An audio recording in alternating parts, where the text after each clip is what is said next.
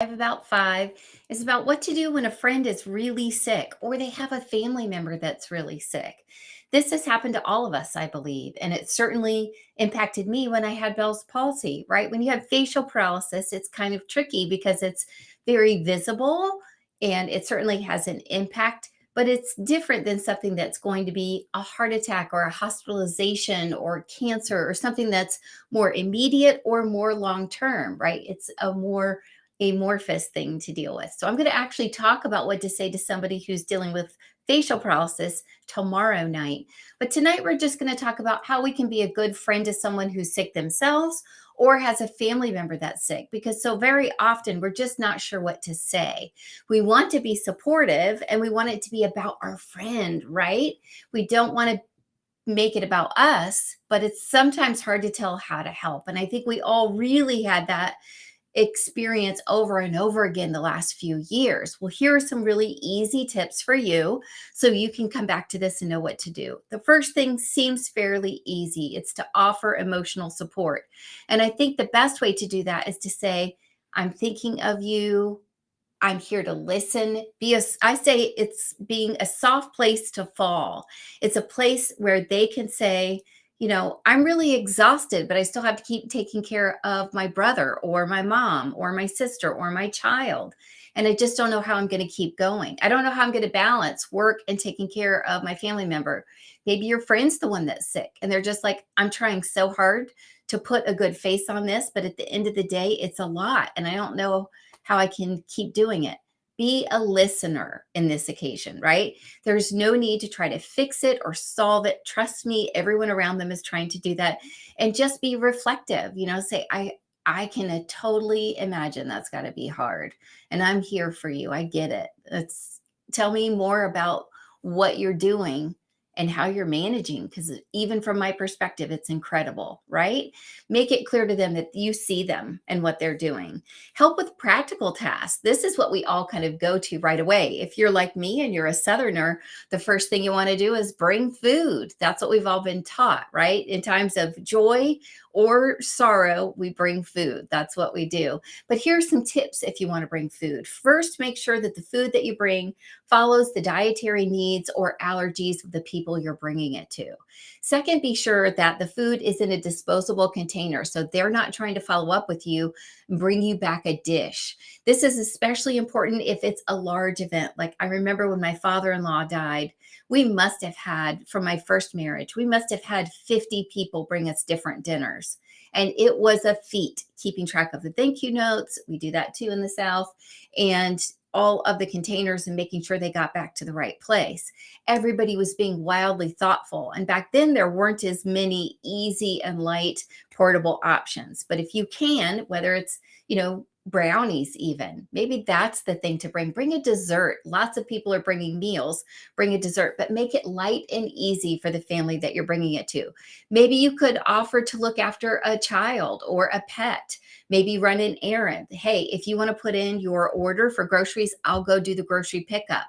Offer to have dinner delivered from their favorite restaurant. Let them order it and not even be involved. Just say, hey, let me buy you dinner at your favorite place. We'll leave it on the front porch. So they don't have to put on a good face or, get dressed or even ready. Yeah, we've all been there where you're just like, look, please leave it at the door, right? This could even be something like flowers or something thoughtful too. It doesn't have to just be practical, but anything you can do to take the load off of them when they're so busy and maybe even stranded in a hospital themselves or with their family would be hugely helpful.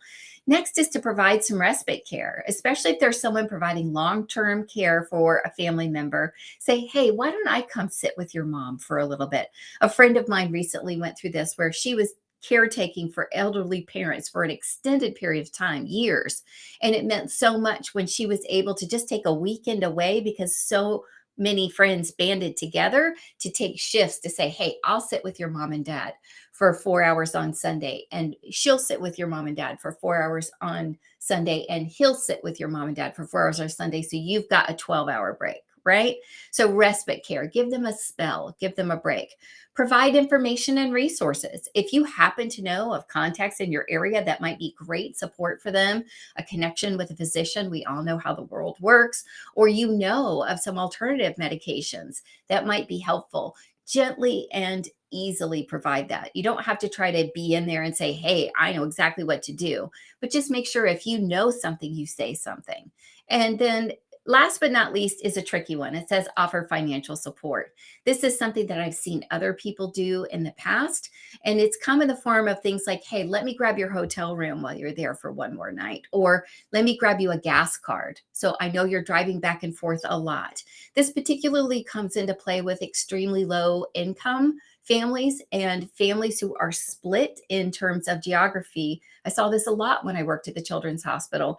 The Children's Hospital is here in Charlottesville, and maybe the dad has to work in Lynchburg just to be able to keep the health insurance that keeps the benefits going to keep the sick family member in the hospital. And they can't afford to just burn up the road every single night and day going back and forth. They can't afford to miss work. So things like a gas card can make a really big difference. And it can show them that you really recognize the situation that they're in. So remember, the most important thing here is just to know that your friend knows that you're there for them. One of the things that I noticed when I got really sick is the people that came to help me shocked me, and the people who didn't come to help me also shocked me. And if you've ever had that experience yourself, you know there are certain people you think will always be there for you, but they are uncomfortable around long-term illness or aren't sure what to say, and their lives are already pretty busy. And maybe you connected with them, at parties or galas or events or teas or the Chamber of Commerce, whatever it is, and being with you sick in your home just isn't their thing. I would say also give them grace. They can still, on the other side, be a great friend. Just recognize that different people have different skills and different comfort levels, and that's okay. I hope you don't have to manage illness yourself and you're not navigating any friends with illness. But if you do, here are some tips that can be really helpful. And if you have tips to share, go ahead and shout them out below so that everybody can benefit. Have a great night. Tomorrow night, we're going to talk specifically about Bell's palsy and things that you can do to support friends with that. Any type of facial paralysis. Take care.